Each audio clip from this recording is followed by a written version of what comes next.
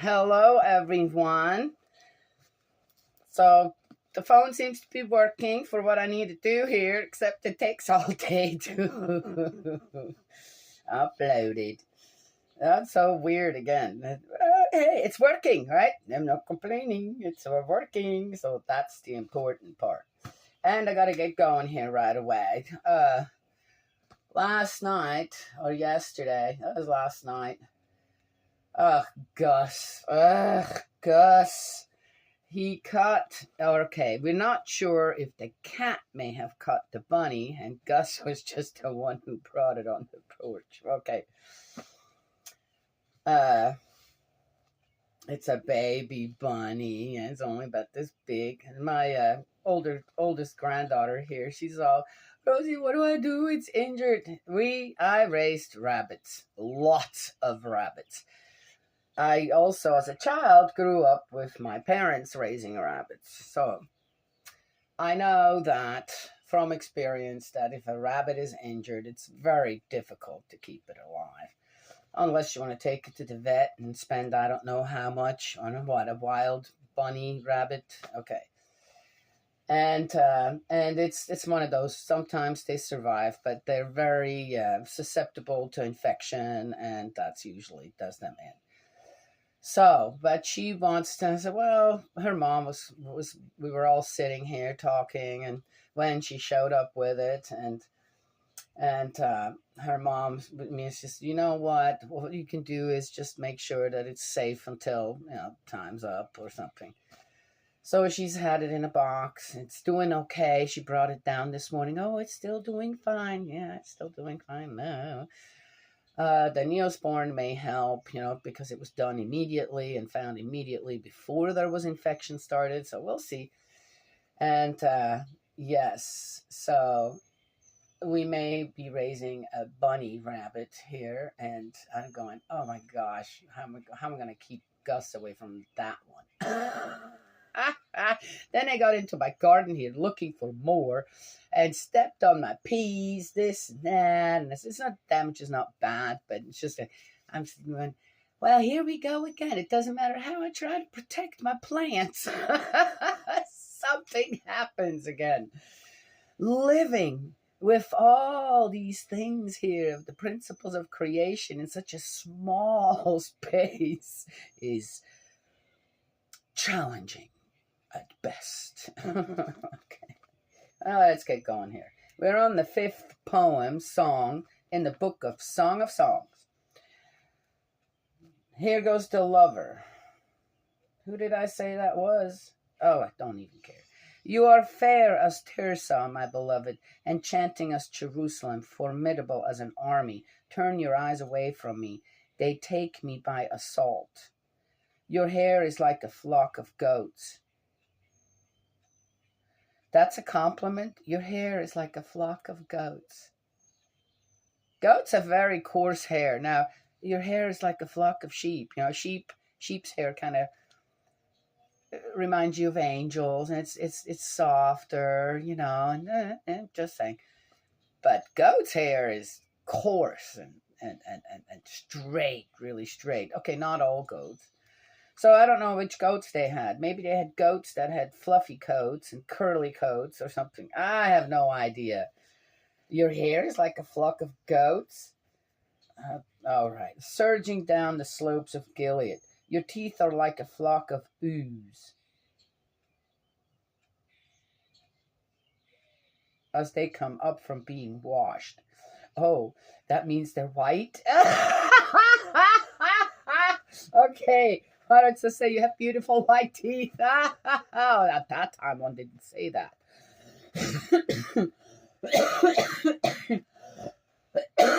Oh my gosh, that's funny. I'm sorry, I think that's funny. Well, there. That's why the goats had to be mentioned for the hair, because one needed the ooze for the eyes. Okay.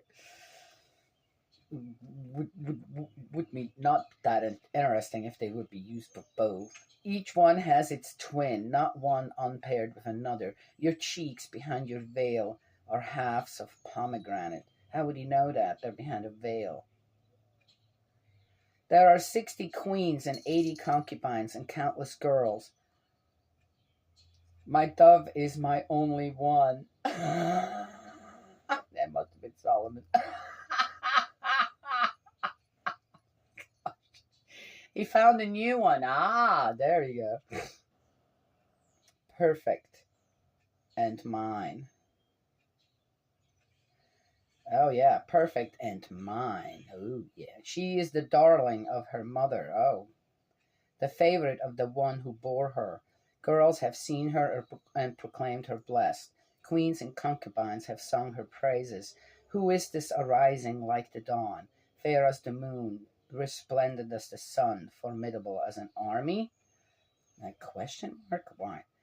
I went down to the nut orchard to see the fresh shoots in the valley, to see if the vines were budding and the pomegranate trees in flower.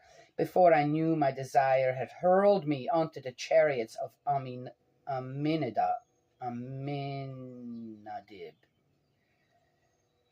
Okay. Oh my gosh, dear Lord. Keep yourself in check. Chorus, come back, girl from Shulam. Come back, where we can look at you. Why are you looking at the girl from Shulam, dancing between two lines of dancers? Oh, well, we were just given some very interesting information about this lady. Lover, how beautiful are your feet in their sandals, O princess daughter.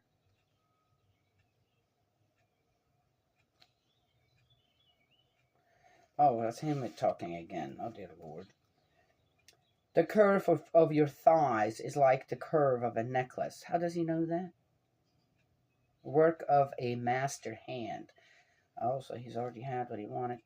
Your navel is a bowl well rounded. A bowl well rounded. With no lack of wine. Your belly a heap of wheat, surrounded with lilies. Your two breasts are two fawns, twins of a gazelle. We already heard that one. You need to come up with some other stuff. Your neck is an ivory tower, your eyes the pools of Heshbon by the gate of Bath Rabbim, your nose the tower of Lebanon, sentinel facing Damascus. Your head is held high like Carmel, and its hair is as dark as purple. A king is held captive in your tresses. So, reading this, and oh, look, there's a repeat of something. We've already read this one here. Your two breasts are two fawns, twins of a gazelle. We've already read that one time in another one. So I wonder if he's always talking about the same woman, or maybe, oh, this is the next one he's talking about. This is just all a bit funny to me. Beloved, flowing down the throat of my love, and it is in the Bible, as it runs on the lips of those who sleep. I belong to my love, and his desire is for me. Well, she seems to be wanting for it too, so come, my love, let us go to the fields. We will spend the night in the villages, and in the early morning we will go to the vineyards. We will see if the vines are budding, if their blossoms are opening, if the pomegranate trees are in flower. Then I shall give you the gift of my love. The mandrakes yield their fragrance. The most exquisite fruits are at our doors. The new as well as the old, I have stored them for you, my love. Ah, why are you not my brother, nursed at my mother's breast? Then if I met you out of doors, I could kiss you without people thinking ill of me. Incest. That's suggesting incest. Right? Why would you, then you wouldn't be able to at all, as far as I know, that was a taboo then too. Maybe not. I mean, dear Lord, I should lead you, I should take you into my mother's house, and you would teach me. So, again, this also tells us that something's going on here that shouldn't be going on, right? If one needs, as if you were my brother, I could kiss you, in public, and no one would say anything. Because brothers and sisters can kiss each other. But at that time, I would say, regardless, you wouldn't show that kind of affection to anyone. Not even your mothers in public. Probably not even in private. Or did they? Oh, this is very interesting, kind of. Okay, so how was it at that time? I should lead you, I should take you into my mother's house, and you will teach me. I should give you spiced wine to drink, juice of my pomegranates. His left arm is under my head, and his right embraces me. Oh, this is the end. The fifth poem is the last one. Oh, thank God. Lover. Here we go, the lover again. I charge you, daughters of Jerusalem, do not rouse, do not wake my beloved before she pleases. Okay. All right, so we're done with the Song of Songs. There's a little bit more. Epilogue, appendices. Oh, we'll read it all.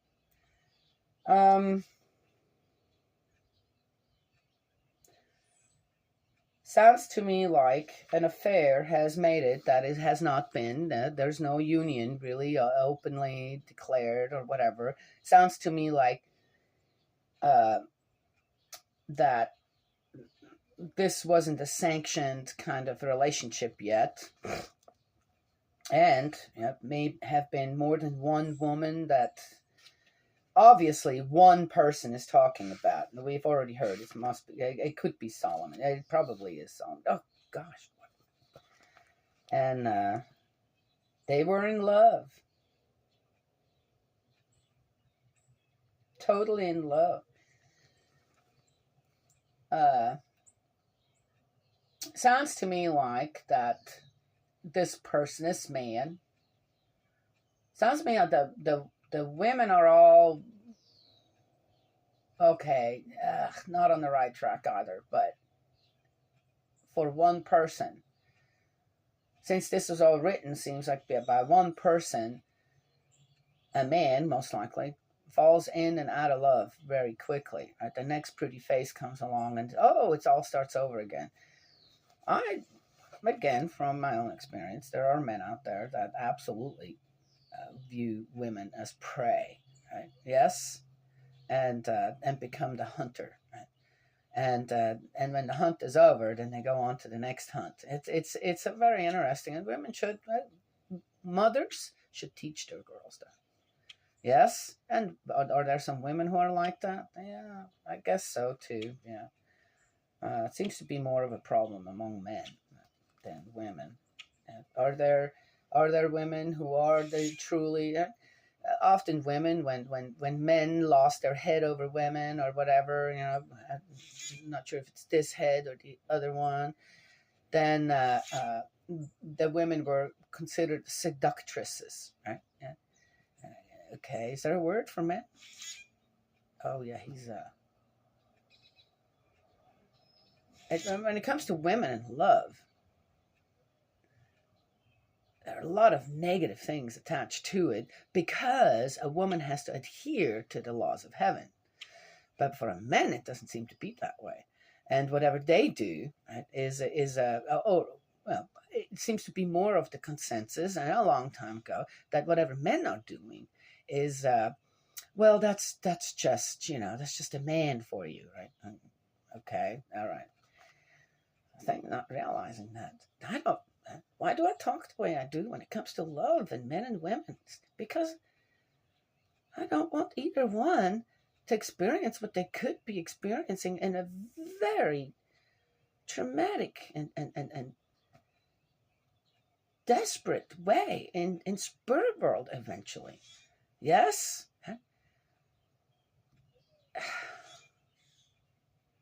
Heaven knows what is right and wrong. No matter how anyone wants to twist it around, heaven knows. In spirit world, there is no, the excuses won't stand. The that's been our upbringing won't stand. It just won't. Well, it was accepted by everyone, or people viewed this that way, and this and something else this way. It won't stand there because the information is all here. We have it.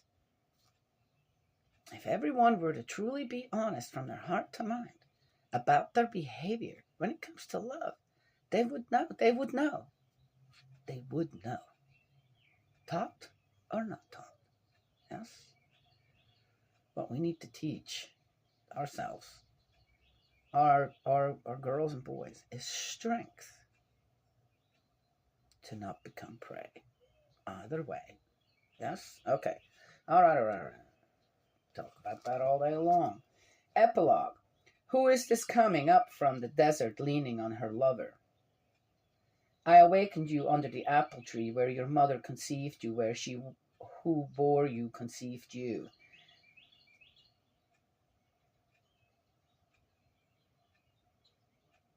Yeah, you said that twice. Beloved, set me like a seal on your heart, like a seal on your arm, for love is strong as death, passion as relentless as Sheol. The flash of it is a flash of fire, a flame of Yahweh himself. Aha.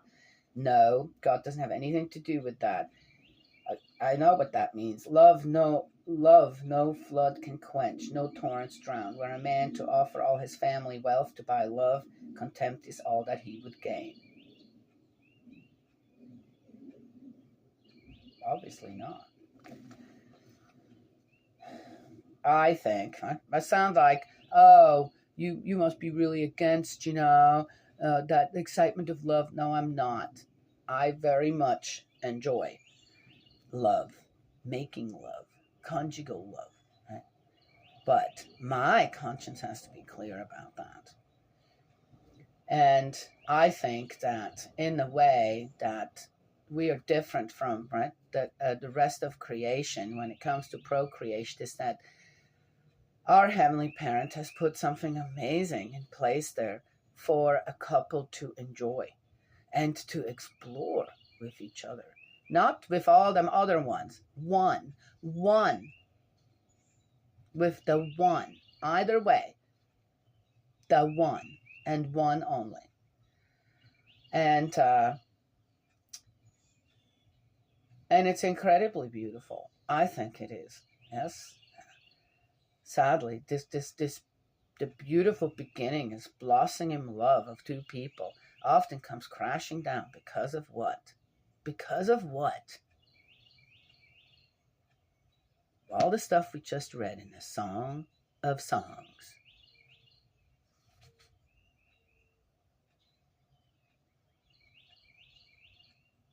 Doing it behind closed doors. Yeah, well, you want to do that behind closed doors. I don't get that. All right. It's something precious between a man and a woman, and one keeps that preciousness to oneself. Keep it close to your heart. Yes? And then, once one has to make the commitment, one does not look left or right. One can appreciate, but you don't look otherwise. You got to keep your heart to mind in check after that. Yes? Well, anyway, how much more happy would people be out there? But there you go, for a momentary, yes? Momentary, what did she call it? The flash of it is a flash of fire. Yes. Yeah. For love is strong as death, passion as relentless as Sheol. What do they consider Sheol? The flash of it is a flash of fire. Yeah, and it's not a flame of Yahweh himself. Nothing to do with that. Okay, all right. Stop already. Appendices. 2 epigrams. Our sister is little. Her breasts are not yet formed. What shall we do for our sister on the day she is spoken for? If she is a rampart on the crest, we shall build a battlement of silver. If she is a door, we shall board her up with planks of cedar. I am a wall, and my breasts represent its towers, and under their eyes I have found true peace. Solomon had a vineyard at Baal Hamon. He entrusted it to overseers, and each one was to pay him the value of its produce, 1,000 shekels of silver. But I tend my own vineyard myself. You, Solomon, may have your 1,000 shekels, and those who oversee its produce their 200. Ooh.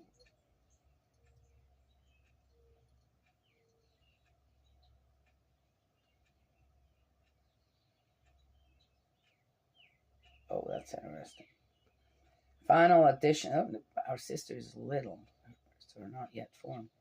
Wow, that's interesting. Somebody was aware of what I am aware of here. If you just got this, okay. Solomon, you're a filthy dude. Final additions. You who dwell in the gardens, my companions, listen for your voice. Let me hear it. Haste away, my love. Be like a gazelle, a young stag on the spice-laden mountains. Oh, okay. Well, one can understand that also, one way or another. That's the end of the Song of Songs. Thank God. Now we're in the Book of Wisdom. I'm afraid to even start in here, and I'm not afraid. Let's see if they got more than I do. I am very well aware of the fact that I may not understand everything as other people may understand this, or on how theologians have figured out the Song of Songs somehow to make it palatable to be in the Bible. Okay? There may be more to it, but I am reading what I'm reading, and I'm seeing and I'm hearing what I'm hearing, and what I'm seeing and contemplating, and I'm going, what is going on here? Yes? So, there is that. I'm done with that. We're done with that. I got to get going. And exciting. We're starting a new book. We are getting there. I think I'm about halfway through the Bible. It sure looks like it. Still have a lot to go, though. And then we have Ecclesiasticus. I don't know why we have Ecclesiasticus and then Ecclesiasticus.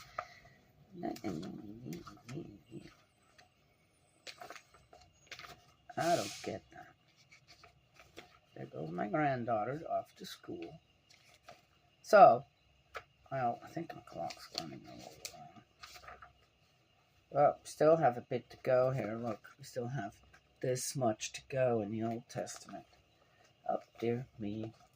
I think I'm going to be excited about the New Testament. Too short. Okay, well, then we'll have the Divine Principle, too. Yes, yeah. We'll have lots to talk about there as well. May Heavenly Parent bless and protect you, guide you, and embrace you with love. Eldritch, have a wonderful day. Hang in there. It's okay. Prayers are coming. Focus on the good. Focus on the positive. Okay? I'll give you a little bit more peace. Yes? Yeah. And I will talk to y'all another time.